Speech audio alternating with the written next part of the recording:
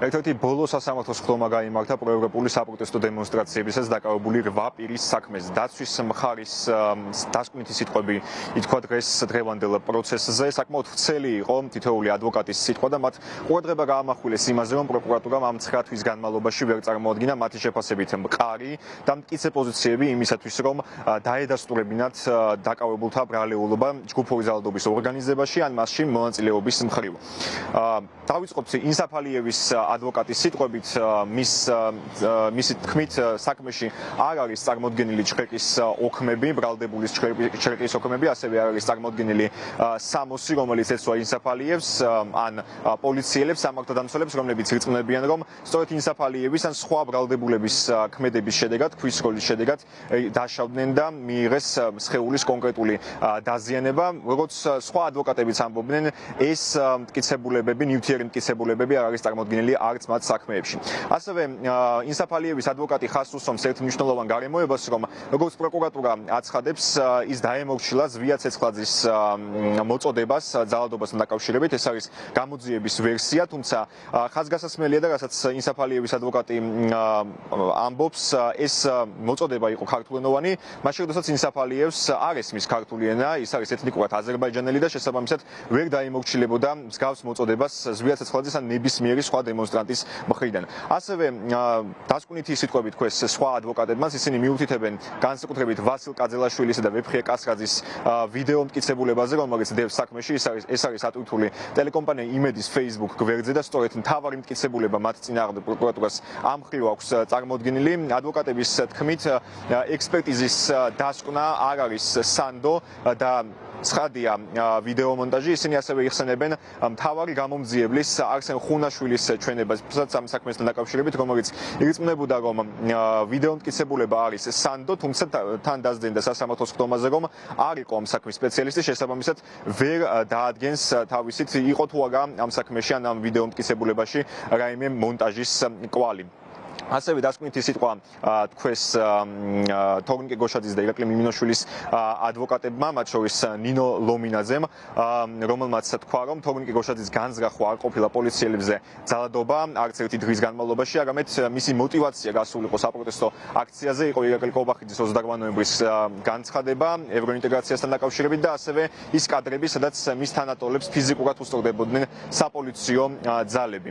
ერთი სიტყვით, დაცვის მხარის მტკიცებულებები და დაცვის მხარის სიტყვებით საკმარისი არ იყო ის მტკიცებულებები, რაც 9 თვის განმავლობაში წარმოადგინა პროკურატურამ სასამართლოში, მათთვის ასევე მიუღებელია, მათ შორის პრემიერ-მინისტრის ირაკლი კობახიძის განცხადებები, სადაც როგორც ის დაცვის მხარე ამბობს, პრემიერი არ ღვევს ბრალდებულთა უდანაშაულობის პრეზუმპციას. შეგვიძლია ახლა ამ კომენტარებს პირდაპირ ეთერში მოვუსმინოთ.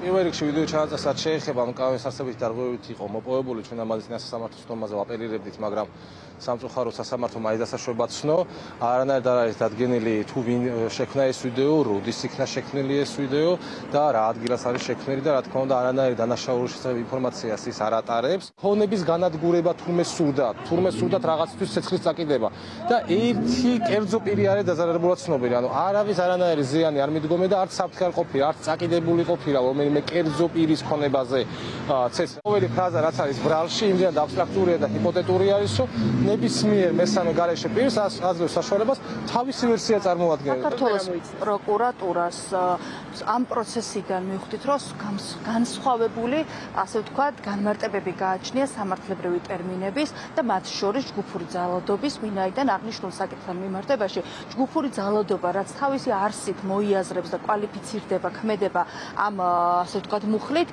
საერთოდ აცდენილია ამ კონკრეტულ სისხლის სამართლის საქმის მასალებიდან გამომდინარე, მოწმეებიდან გამომდინარე და ჯგუფურს არათუ დასაბუთებული ვარაუდის სტანდარტით, არამედ საერთოდ ვერ წარმოადგინა ვერც ერთი მტკიცებულება, რომელიც მიუთითებდა, რომ ეს კონკრეტული პირები ერთმანეთს იცნობდნენ, რაიმე კავშირი ჰქონდათ, ერთიანი რაიმე განზრახვა ჰქონდათ, საერთოდ არ უნახავთ ერთმანეთი, კომუნიკაცია არ ჰქონდათ, ანუ ბრალდების ხან ვერ წარმოადგინა ისეთი ერთი მტკიცებულება მაინც, სადაც კომუნიკაცია და დადასტურდებოდა და ერთიანი განზრახვისკენ მიუთითებდა. რა თქმა უნდა, ეს არის აბსურდული ბრალდება, აბსტრაქტული ბრალდება და მტკიცებულებები, რაც არის მოპოვებული, არც ის არის კანონიერი. ამ საქმეში პროკურატურას არ აქვს წარმოქმნილი არც ერთი მტკიცებულება, რომელიც რომელიმე ბრალდებულის მიერ სისხლის სამართლის კოდექსით გათვალისწინებული ქმედების ჩადენას საერთოდ დაადასტურებდა. თუმცა განსაკუთრებით ხაზგასმულია ის, რომ მათი მტკიცებულებები ამ საქმეში განსაკუთრებით ფალსიფიცირებულია სხვა საქმეებთან შედარებით და ისინი შედგება მხოლოდ და მხოლოდ ვიდეო კომპილაციისგან, დამონტაჟებული ვიდეოებისგან, რომელიც მიუხედავად იმისა, რომ დამონტაჟებულია და მიუხედავად იმისა, რომ პროკურატურა ცდილობს, რომ წარმოაჩინოს, რომ მათზე დანაშაულია ასახული, სინამდვილეში არ ასახავს არავითარ დანაშაულს. ვერცერთ მოწმეს ვერ ათქმევინა პროკურატურა, რომ მათ რომელიმე ბრალდებული დაინახეს ან რომელიმე ბრალდებულმა მან რაიმე ზიანი მიაყენა ან რაიმე კანონსაწყობი ქმედება განახორციელა. შესაძლებელი გამოსავალი ამ საკითხში არის, რომ საქართველოს ხელისუფლებას, პოლიტიკურ ხელისუფლებას გულისხმობ, ეყოს კეთილგონიერება და მიხვდეს, რომ უდანაშაულო ადამიანების ციხეში ჩასმისთვის გადასახდელი პოლიტიკური ფასი არის ძალიან მაღალი და თქვან, რომ ამ ფასის გადახდა მათ არ უხლირთ. დღეს ყველა ადვოკატმა თქვა დასკვნითი სიტყვა გარდა ბრალდებულის ზვიად ცეცხლაძისა, მისი უფლებადამცველი დავით ჭიკაიძე ამ უფლებით ისარგებლებს მომდევნო სხდომაზე 27 აგვისტოს, რა დროსაც ასევე სხდომა განახლდება მხარეთა რეპლიკებით და ასევე საბოლოო სიტყვის უფლებით ისარგებლებენ თავად ბრალდებულებიც. მხოლოდ ერთი სხდომა აშორებს 8 პირს საბოლოო განაჩენამდე, რომელიც სავარაუდოდ თამარ მჭედლიშვილის მიერ გამოცხადდება 1 სექტემბერს. ასევე ადვოკატებმა დღეს არაერთხელ მოიყვანეს მაგალითად საქართველოს საკონსტიტუციო და უზენაესი სასამართლოების პრაქტიკები მსგავს საქმეებთან დაკავშირებით, როდესაც მათი თქმით გამამტყუნებელი განაჩენის ნაცვლად დადგა გამამართლებელი განაჩენის, სწორედ ამიტომ ისინი მოუწოდებენ თამარ მჭედლიშვილს კანონის უზენაესობის და აი ამ პრაქტიკების გათვალისწინებით გამოიტანოს განაჩენი.